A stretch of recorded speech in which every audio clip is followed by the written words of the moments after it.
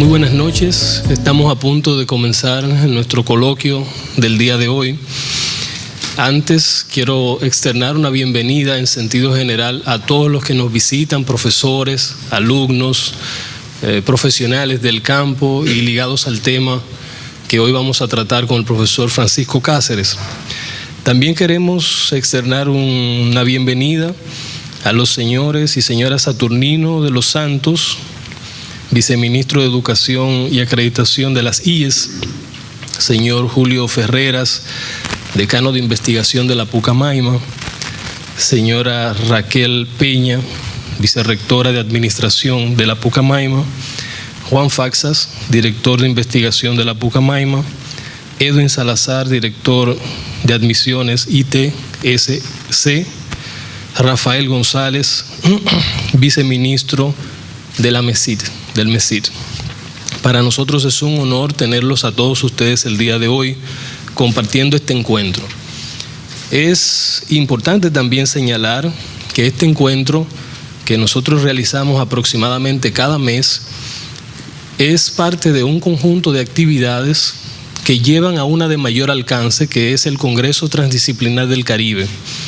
Es un congreso que nosotros organizamos cada 2 años y por ser de mayor alcance hasta ahora ha aglutinado entre 600 y 800 personas que se reúnen en paneles simultáneos de trabajos en los que académicos de diversos lugares del mundo, sobre todo de América Latina y del Caribe, se dan cita para discutir sus investigaciones. Para nosotros es un gusto decir esto porque se trata de una actividad sistemática que nosotros estamos tratando de llevar a cabo. Cada uno de los coloquios que se realizan aquí se ponen a prueba de algún modo porque al mismo tiempo luego pueden reproducirse o pueden volverse a presentar dentro del Congreso. Algunas de las presentaciones que nosotros hacemos también acá, buscamos luego publicarla en el marco del Congreso como forma de difundir el trabajo científico que están haciendo los dominicanos sobre la República Dominicana y sobre el mundo en sentido general. Es un honor para nosotros tener en este marco con nosotros al profesor Francisco Cáceres. Es estadístico egresado de la Universidad Autónoma de Santo Domingo, con maestría en demografía, egresado del Centro Latinoamericano de Demografía CELADE y PhD en demografía, egresado de la Universidad Federal de Minas Gerais, Brasil.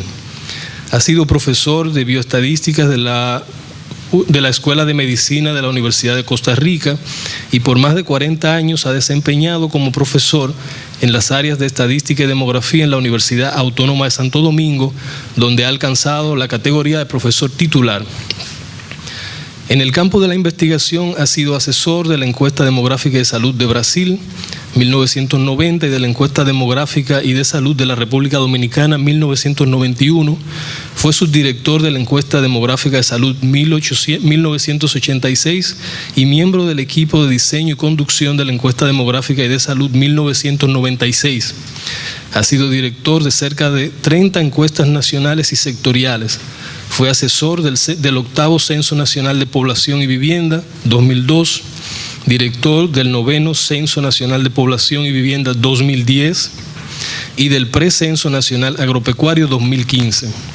También dirigió las 2 encuestas nacionales de inmigrantes levantadas en República Dominicana, así como el Censo de Población y Vivienda de las Comunidades Agrícolas y Ganaderas del Consorcio Azucarero de Empresas Industriales de 2011. Ha publicado cerca de 40 artículos sobre empleo, salud materno-infantil, salud reproductiva, mortalidad, fecundidad, migración, condiciones de vida, conductas de riesgo, medio ambiente y ciudadanía, entre otros temas. Además ha publicado varios libros acerca de tópicos como mortalidad materno-infantil, embarazo en adolescentes, migraciones, violencia conyugal, infancia y juventud, VIH, SIDA y consumo de drogas, entre otros. Actualmente es miembro del Consejo Editorial de la revista Notas de Población del CELADE-CEPAL, del Trans-Caribbean Research Initiative de la International AIDS Society. Además representa al país a través de la Oficina Nacional de Estadísticas en Washington Group sobre discapacidad y en el Grupo de Discapacidad de las Conferencias de Estadística de las Américas de la CEPAL.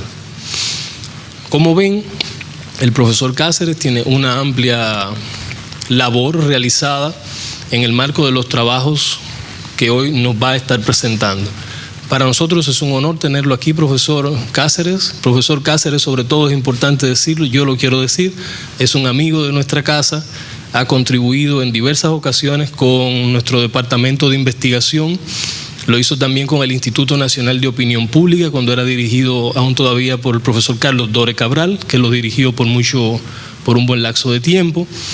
Y nos aporta siempre ideas que son constructivas para los desarrollos que nosotros nos proponemos en materia de investigación y difusión del conocimiento.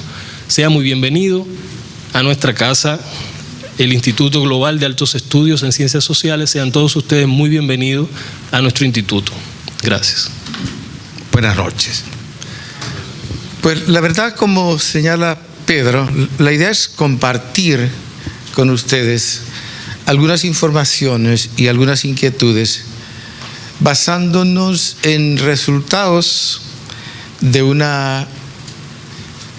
módulo que incluimos en la encuesta nacional de propósitos múltiples del año 2015.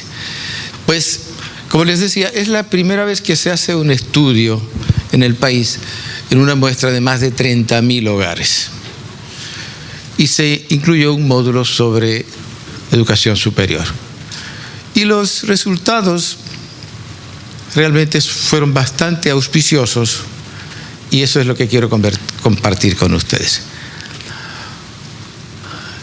Hacia el año 2015 hablábamos de alrededor de 7 millones de personas con 15 años y más, entre quienes más de 1,5 millones había frecuentado las aulas universitarias. Eso no significa que terminó carrera, frecuentó aulas universitarias, y eso representa el 22% de ese segmento poblacional.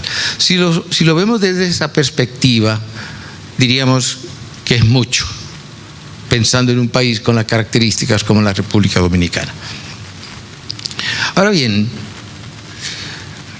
en términos de la importancia cuantitativa de los centros de estudio, pues obviamente la UAS ocupa la primacía, y seguida por lo que yo he llamado aquí, para no disgregar mucho la información, las universidades laicas no tradicionales, para diferenciarla de universidades como esa que están aquí abajo,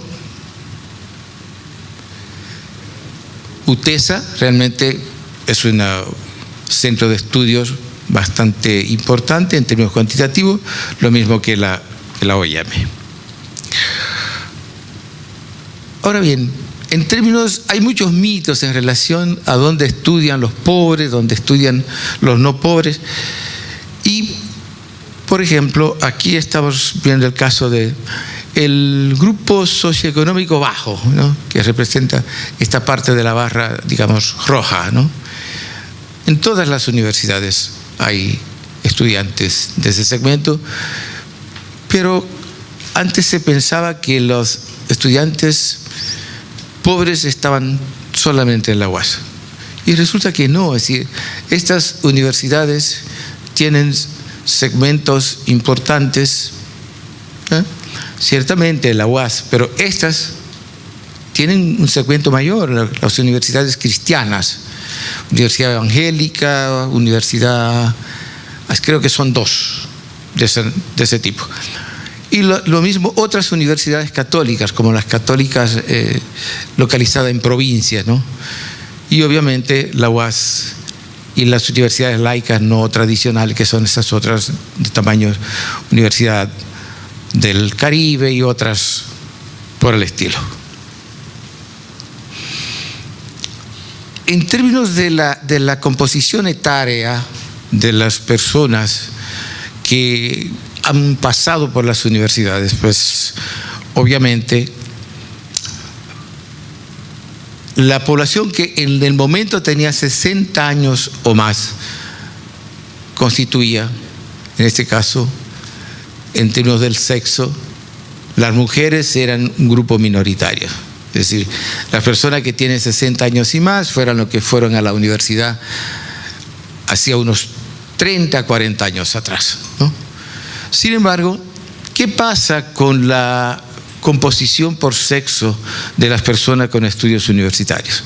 Que las mujeres van ganando importancia relativa y ya por aquí, entre las que tienen 50, 64 años, que son las personas, si pensamos, le restamos unos 20 años, estamos diciendo que fueron las que frecuentaron las aulas universitarias, unos 30 o 35 años atrás, ya se igualaban. Y a partir de ahí fue aumentando la parcela femenina, de modo tal que ya entre las adolescentes y jóvenes, más del 60% de la matrícula universitaria de las personas que cursan estudios superiores es femenina. Sí, ha habido un franco proceso de feminización de la educación superior en la República Dominicana. Ahora, las carreras que cursan, aquí yo destaqué estas con color amarillo, que son las de educación, ¿no? Y se ve como alrededor de un 16-17% de las personas que han cursado estudios universitarios han cursado alguna carrera del área de la educación.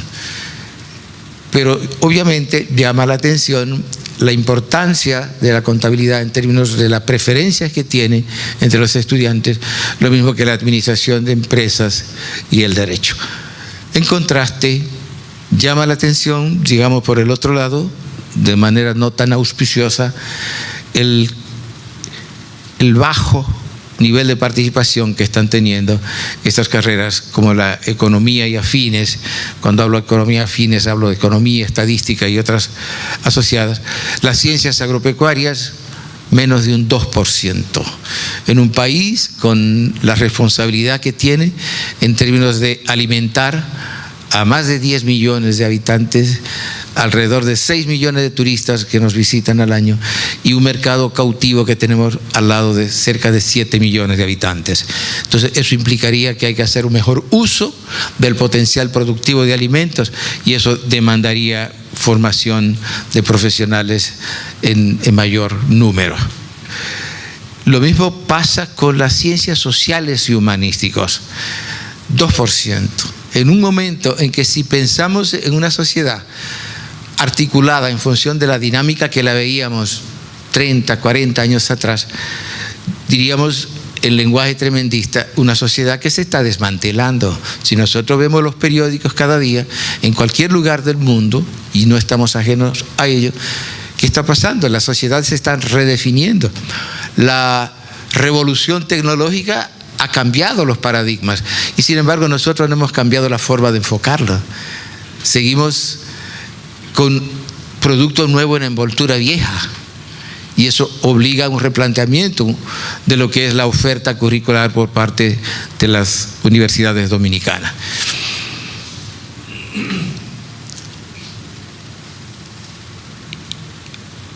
Las carreras cursadas en función del sexo. Aquí vemos que hay carreras que son femeninas. Las carreras afines a la medicina. Hablamos de la bioanálisis, enfermería y otras que no tienen por qué ser femeninas. Hay personas, por ejemplo, en términos de lo que son los servicios de enfermería habría pacientes que se sentirían más cómodos con un enfermero hombre. Y lo mismo con otros servicios, digamos, afines a lo que es la prestación de lo que son los servicios de salud. La psicología es una carrera femenina. La educación, en cualquiera de sus vertientes. Entonces son carreras femeninas. Eso no es malo. Lo que quiero decir es que de repente deberíamos pensar un poco en distribuir de manera, yo no diría que equitativa, pero sí en función de requerimientos. Es que las personas que demandan el tipo de servicio que prestan estos profesionales prefieren que sean mujeres, o es que simplemente se van creando condiciones para que solo mujeres la estudien. Yo pienso que eso forma parte de los cuestionamientos que debemos hacerlo desde lo que es la perspectiva de la planificación de la educación superior, y aquí el MESID tiene un papel preponderante. Pero en el extremo hay carreras masculinas. Las ciencias agropecuarias. ¿Quién dijo que los especialistas de la agropecuaria tienen que ser hombres? Tienen que ser hombres y mujeres. Por lo mismo, ¿no?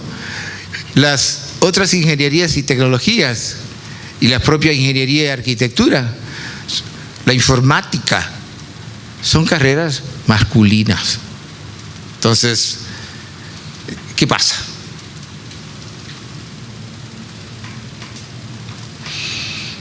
En términos del grupo socioeconómico de las personas en función de la elección de la carrera, educación primaria, pues fundamentalmente personas de grupo medio y digamos bajo, ¿no? Lo mismo que las otras. Si la educación en sentido general está concentrada, fíjese que las personas pobres son más proclives dentro de lo que es la elección de la educación, pesan más las personas del grupo social bajo. En cambio, otras como la economía y carreras afines, a pesar de que realmente representa una parcela pequeña dentro de lo que es el gran concierto de carreras, es preferida más por personas de estrato social alto, y de alguna manera estas otras carreras como la medicina, comunicación, publicidad, son hasta ingeniería y arquitectura, tienen un peso importante del grupo social más alto, ¿no?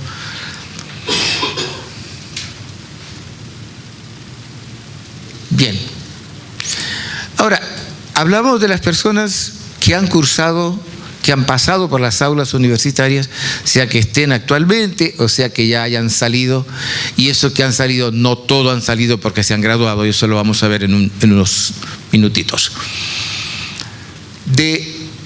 Estamos hablando de una población con estudios universitarios donde el 62% ya está fuera de las aulas.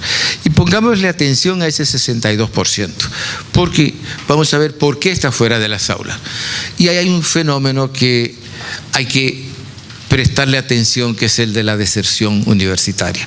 La deserción tiene un efecto importantísimo en la economía de las personas, de las familias y del país, porque es, digamos, comenzar algo, invertir y luego dejarlo. Y eso tiene un costo enorme. Aquí está la deserción en función de las universidades. Los más bajos niveles de deserción los tiene la Universidad Católica Madre y Maestra, la Pontificia Universidad Católica Madre y Maestra, seguida por la Universidad Central del Este, lo que llamamos universidades laicas tradicionales, donde está APEC, INTEC, UNIBE, etc. Pero en el otro lado está la UAS. El 48% de los ex estudiantes de la UAS son desertores. Apenas un 52% está fuera porque se graduó. Eso hay que prestarle atención. Y lamento que no haya alguien de la UAS del área de planificación aquí, porque debería ponerle atención. Imaginemos lo que implica eso en términos de número. Hablamos de que es la universidad con la mayor matrícula y un 48% que sale de una matrícula que en este momento supera los 200.000 estudiantes. Pensemos la pérdida que es el truncamiento de esas carreras. Se puede hacer un estudio de costo de pérdidas en ese caso. Otras universidades, por increíble que parezca, con altos niveles de deserción, son la OIM, la UTESA y las universidades cristianas. Tienen altos niveles de deserción. Y yo pienso que ahí el MESIC también tendría un papel importante en términos de lo que ayudar en lo que es primero, aquí no estamos diciendo cuáles son las causas de la deserción, se infieren, pero de manera hipotética. Hace falta investigación para determinar cuáles son las raíces reales de esa deserción y ver qué se puede hacer, porque para que así puedo parecer hasta desagradable, pero entre un estudiante que comienza una carrera 1 o 2 años y la deja, y uno que no la comenzó, yo diría que el segundo sería preferible en términos de que al final van a llegar al mismo lugar con una diferencia.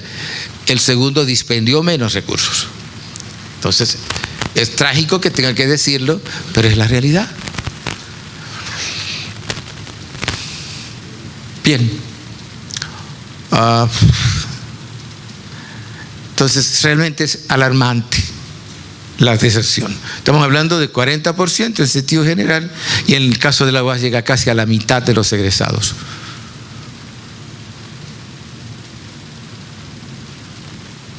A ver. Las carreras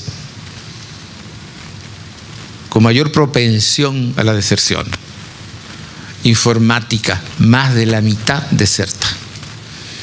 Comunicación y publicidad, casi la mitad, lo mismo que psicología, mercadeo. Las otras, ingeniería y tecnología, las otras ingenierías son ingeniería mecánica, eléctrica, informática, etcétera. Quiere decir que no es la civil. Hay altos niveles de deserción en esas carreras. Diría que donde menos deserción hay es en la educación. Entonces, hace un ratito vimos que es la carrera con el mayor peso de estudiantes pobres. Y es la carrera, o son las carreras con el menor peso de deserción. Entonces, no se deserta necesariamente porque se es pobre, o se retiene en la universidad, se permanece en la universidad porque no es pobre. Ahí hay aspectos que hay que tratar de desvendar a través de estudios complementarios, a ver efectivamente cuáles son las causas de la deserción. Si no enfrentamos eso, seguiremos drenando recursos que podrían ser mejor aprovechados.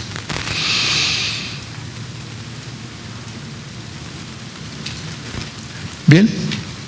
En términos socioeconómicos, la deserción en términos del grupo socioeconómico. ¿Bien?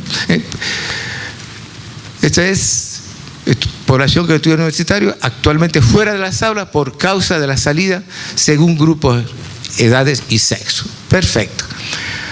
Aquí el grupo de jóvenes es el que presenta la mayor propensión a la deserción. ¿Qué pasa? ¿Qué pasa con los jóvenes? Es parte de las preguntas que hay que responder. Aquí simplemente está el fenómeno, se levantó la alfombra y se vio que hay problemas. Necesitamos más investigación y ahí el MESID debería ayudarnos en eso. Cuando digo ayudarnos me refiero a la sociedad, en ese sentido.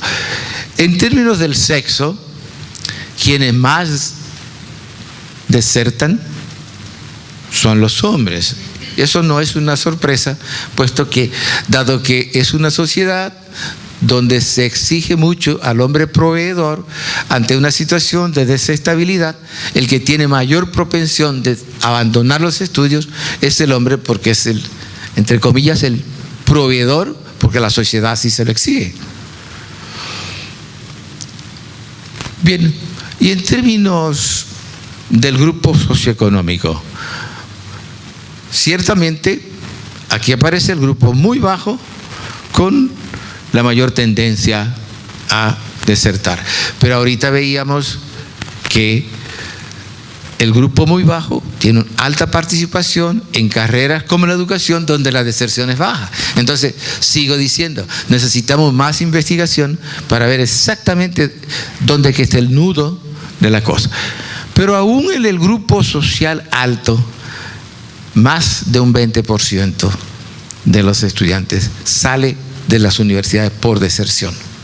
O sea que es un fenómeno que, si bien es cierto que afecta menos, en la medida que aumenta el estrato social, no es, ningún grupo está libre de este tipo de flagelo.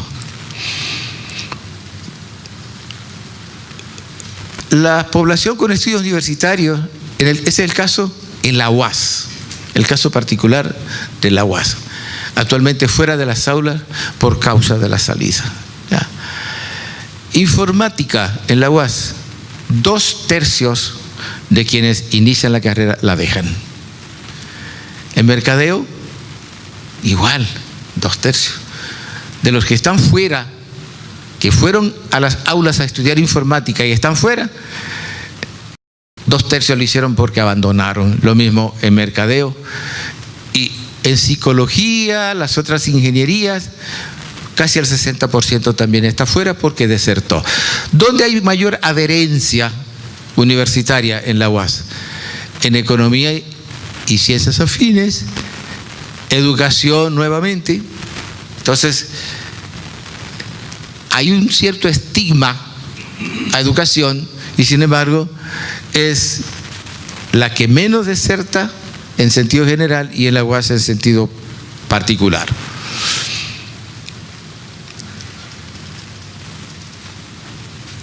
Aquí es el caso de la población con estudios universitarios que está fuera, según universidad donde estudió.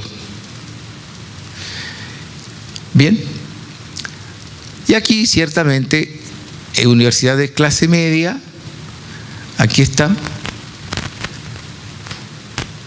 el estrato alto, una parte importante estudió en la UAS. El estrato alto, que la gente estigmatiza, la UAS es la universidad de los pobres. Yo diría que es la universidad de todos. La universidad de todos.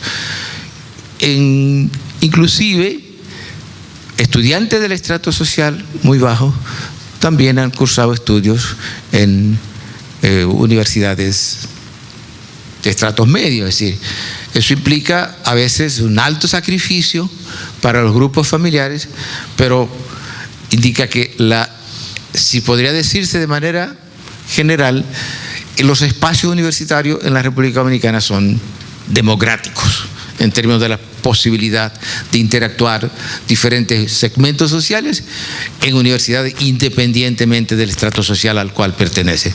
Si nosotros fuéramos a países, por ejemplo, como Chile, ahí encontraríamos diferencias abismales.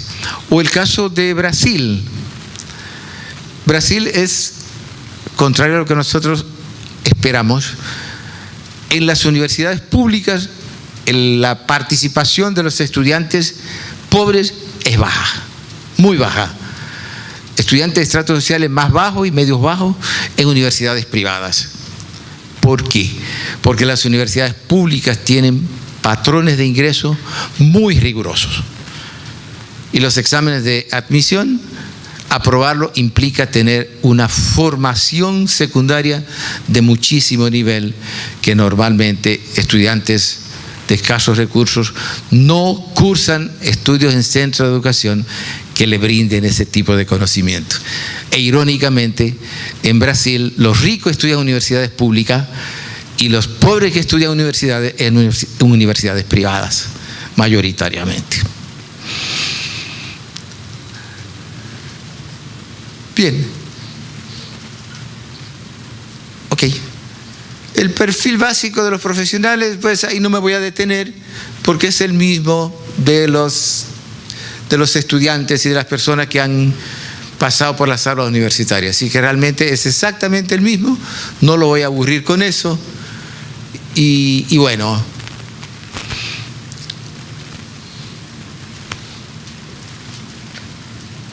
aquí tampoco eso, no voy a aburrir con estas cosas. Yo quiero más concentrarme en, bueno, carreras como medicina, derecho, informática. ¿Cuáles son las universidades donde mayormente frecuentan los estudiantes? Pues la UAS, medicina, eso es indiscutible. en Derecho, en Informática, por el tamaño de la matrícula universitaria de la UAS.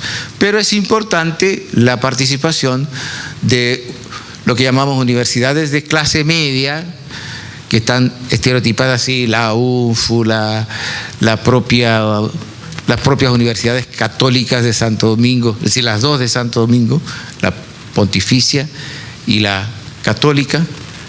Pero realmente lo que estoy mostrando con esto es que eso no es un patrimonio exclusivo de ninguna universidad en particular, de ningún tipo de universidad en particular.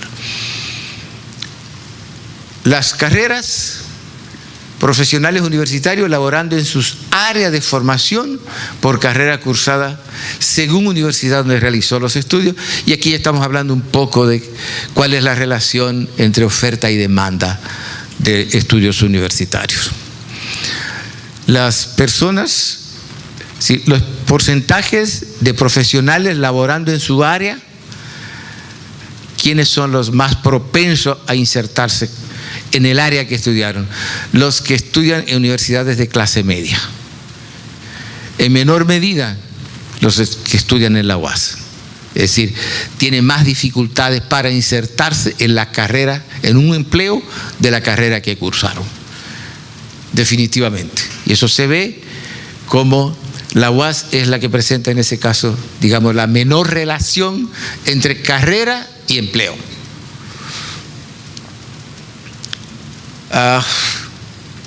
Igual, aquí, cuando se trata de las carreras de ingeniería y arquitectura, los que trabajan en su área, los ingenieros y arquitectos que trabajan en su área, en mayor proporción provienen de universidades de clase media. Nuevamente se verifica lo que en las otras.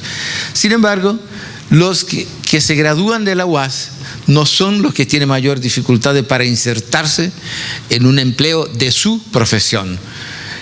Y lo mismo pasa con las otras especialidades de la educación. Es decir, los que egresan de la UAS no son los que tienen menos probabilidad de conseguir un empleo en su profesión. Esa situación, en el caso de tanto de la ingeniería y arquitectura como de otras especialidades de educación, se le dificulta más conseguir empleo en su carrera a quienes egresan de otras universidades que no es ni la UAS ni las universidades de clase media, que son esas que mencionábamos: Ucamaima, Universidad Católica de Santo Domingo, UNIBE, UNFU, INTEC. Bien, en relación a los estudios de especialización, aquí hay un aspecto que llama poderosamente la atención. El porcentaje de egresados que han cursado estudios, digamos, de especialización es altísimo, 31%. Los que han, y eso es tan alto en hombres como en mujeres, más alto en las mujeres. Casi 33% de las mujeres egresadas han realizado algún curso de especialización frente a un 29% de los hombres. Sin embargo, aquí pesan mucho los diplomados y sobre eso quiero detenerme 30 segundos. El 13% ha hecho diplomado. El 12% ha hecho diplomado. 13% entre las mujeres, 10% entre los hombres. Ahora, rasguemos vestiduras y pensemos qué son los diplomados en la República Dominicana. Sí, realmente hay una relación entre la inversión de tiempo e inversión económica y las ganancias en términos de habilidades y conocimientos que se derivan de un curso de eso. Yo tengo mis dudas y me disculpan. Entonces yo pienso que hay que meterle el ojo a ver qué es lo que se enseña en un diplomado. Hay diplomados aquí relámpago, en tiempo y en contenido. Entonces, ojo con eso.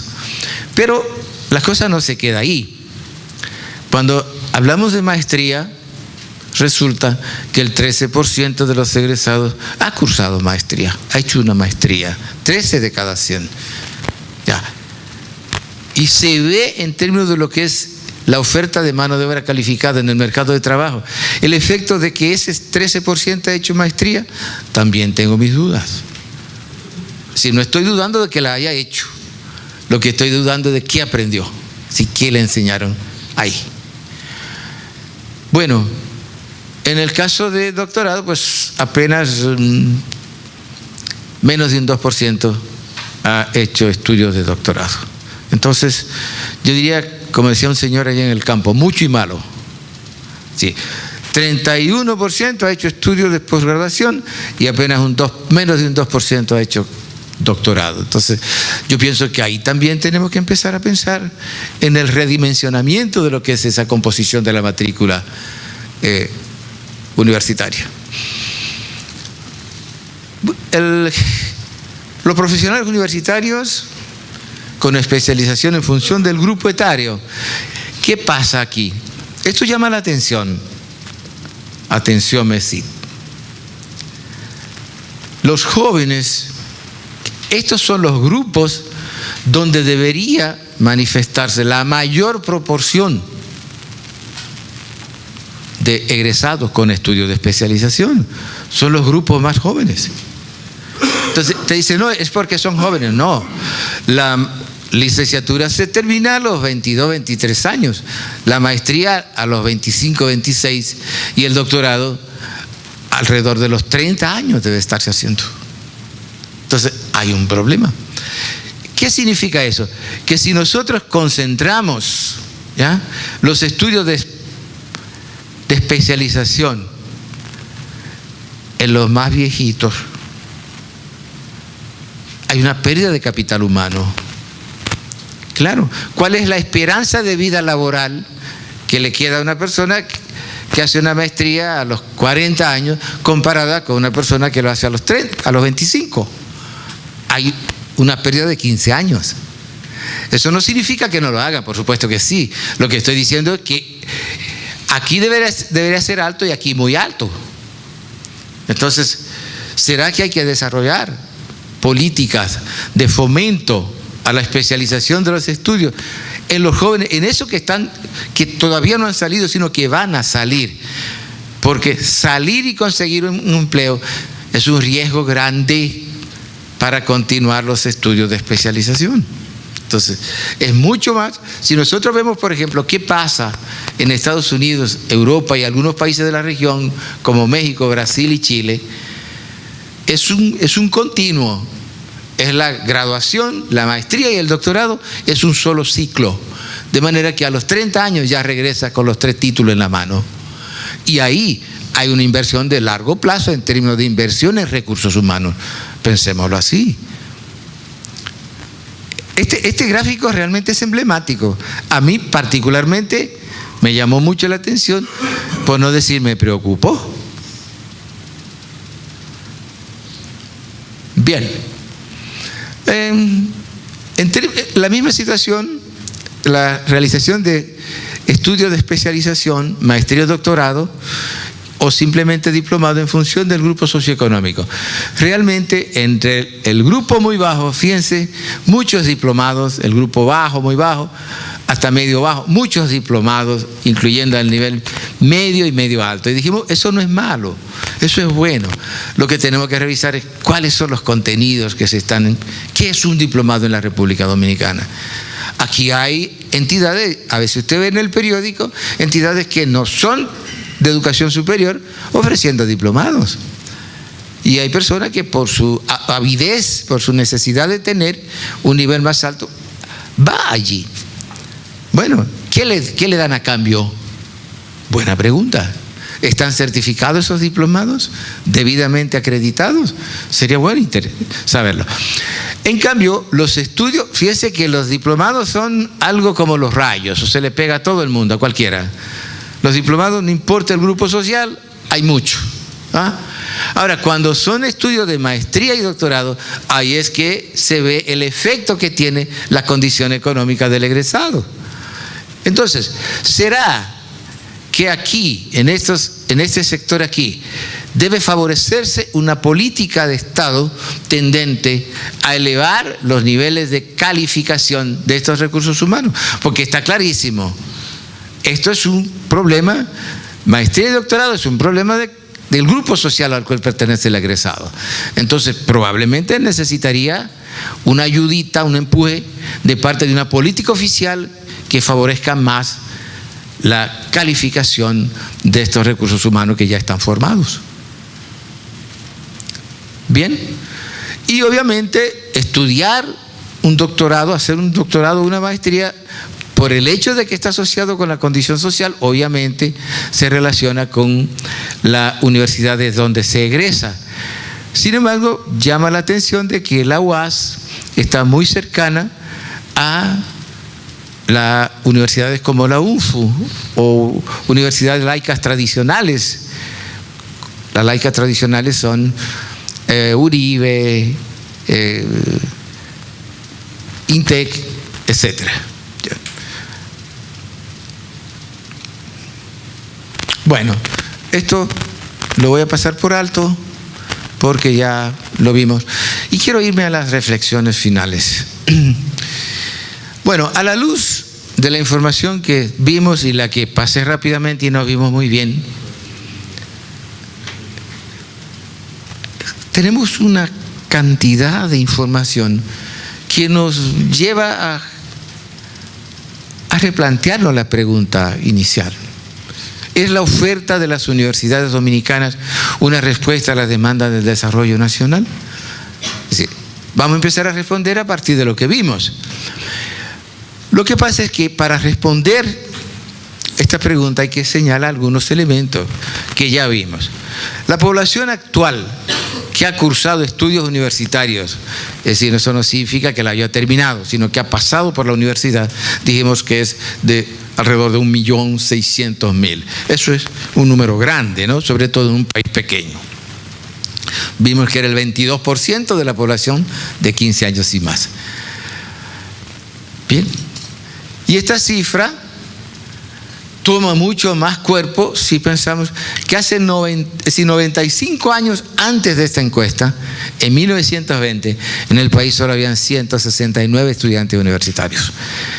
Eso es lo que reporta el Censo Nacional de Población de 1920. 169 estudiantes universitarios. Entonces, desde esa perspectiva, digamos que ha habido un salto cuantitativo abismal. Ahora, esa expansión de la escolarización ha estado caracterizado por un proceso de feminización de la matrícula universitaria que se manifiesta en lo que dijimos. Entre las personas de 60 años y más, quiere decir que eran estudiantes universitarios hace unos 40 años atrás, el 42% eran mujeres. En cambio, en la población de 15 a 19, que son los estudiantes actuales, más del 63% son mujeres. Y hay una clara feminización de la educación superior en la República Dominicana. Y existen carreras, como vimos, tal como la contabilidad, educación, administración de empresas y derecho, que yo entiendo que están sobredimensionadas. Hay que empezar a prestarle atención a eso. Ahora, la dinámica de la educación ha estado matizada por un alto grado de abandono de los estudios, que ya lo vimos. Alrededor del 40% de quienes están fuera de las aulas están fuera porque abandonaron.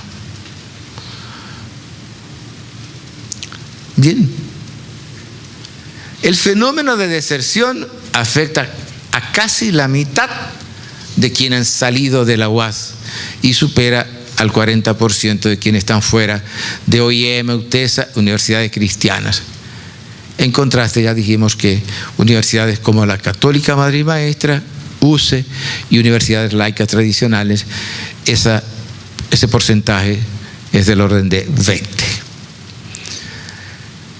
Las carreras asociadas a los mayores niveles de deserción son informática, comunicación y publicidad, psicología, mercadeo y otras ingenierías y tecnologías. En contraste, la menor propensión a desertar la presenta educación, economía, carreras afines y medicina. Entonces, ¿qué factores positivos hay en la permanencia en las aulas de esos estudiantes? Habría que indagar acerca para ver cómo se le transmite un poco y se le contagia a otras carreras.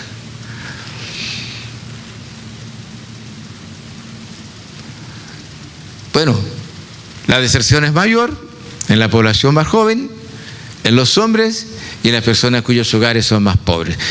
En los dos segundos grupos se esperaría, en los jóvenes no se esperaría que la deserción fuera mayor.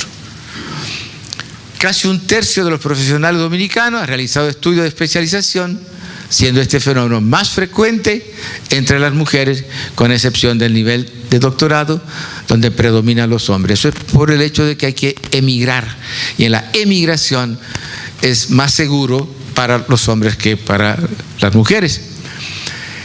A juzgar por la información disponible, podía pensarse que una proporción importante de profesionales realiza estudios de posgraduación.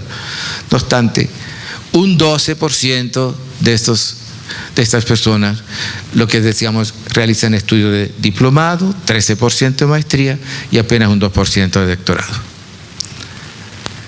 En conocimiento de toda esta información precedente, cabe preguntar si esos resultados que estamos viendo son suficientes como respuesta de la universidad de hoy a los requerimientos actuales. Nos repreguntamos.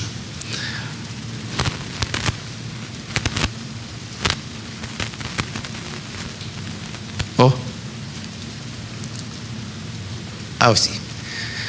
Ahora, desde la perspectiva de la relación profesional-sociedad, cabe hacerse otras dos preguntas. ¿Cuál se espera sea el rol del profesional de hoy? Eso tenemos que pensarlo, porque eso nos va a ayudar a rediseñar nuestra propuesta curricular. Se trata de apenas alguien que como recurso humano debe estar apto para cumplir una función que se le encomienda. Ese es el profesional, digamos, que pudo haber sido la respuesta a las demandas del momento hace 50, 60, 70 años atrás. En este momento las cosas han cambiado. O se trata de alguien que debe estar dotado de las destrezas para, además de cumplir con las tareas propias, ¿no?, tornarse en creador de conocimiento para la toma de decisiones y la contribución al desarrollo. Es decir, estamos pensando que el profesional de hoy debe ser un profesional más orientado a responder a las demandas de hoy. Es que yo creo que el profesional que estamos formando en las universidades no está respondiendo a las demandas de hoy. Los currículos actuales son los mismos que existían, con pequeñas modificaciones y a veces adaptaciones de última hora. Son los mismos currículos de los años 60, 70. Y el mundo cambió radicalmente en los últimos 30 años. Finalmente, en relación al papel que se espera jueguen las entidades a cargo de la formación de los profesionales, habría que preguntarse dos cosas. ¿Es la universidad apenas un ambiente para recibir lecciones o es un espacio de discusión, propuestas y contraste de ideas? Yo pienso que eso hay que repensarlo. La universidad nuestra sigue siendo escolástica, sigue desarrollando la misma función que la escuela primaria: enseñar lecciones. Las universidades no son para recibir lecciones, son espacios abiertos donde van personas que tienen capacidad para apropiarse del conocimiento que está ahí escrito en los textos y en los libros, en las investigaciones que resultan día a día del accionar en centros universitarios de muchos países del mundo, y tomar ese conocimiento y producir el debate en las aulas que se traduzca en conocimiento. Las universidades dominicanas, con raros momentos lúcidos, no están produciendo conocimiento. La Universidad Dominicana no investiga. Y si no investigamos, ¿qué vamos a enseñar? Estamos en las aulas repitiendo el mismo discurso, como decía, de 30, 40 años atrás. La vida hoy es otra, la sociedad es otra, las demandas son otras. Y en este contexto, ya pensando en la posgraduación, es un curso de posgraduación un espacio circunscrito a la discusión del conocimiento existente o es un ambiente para presentar y debatir propuestas con carácter científico para responder a problemas concretos? Yo pienso que es lo segundo. Lo primero ya lo superamos hace tiempo. Las demandas del día a día implican un alto grado de ingeniosidad científica de parte de la gente, en ese caso de los profesionales. Las respuestas cada vez son más complejas, porque los problemas son más complejos. Yo el otro día, conversando con un compañero, yo le dije, mira, yo creo que nosotros estamos en el mundo académico, estamos en la época del concho primo.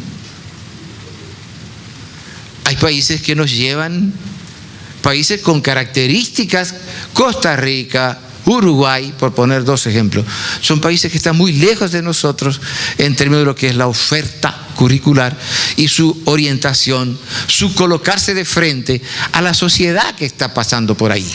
Yo creo que nosotros estamos de espaldas. Y eso lo digo como una autocrítica, pues yo también soy académico. Una autocrítica.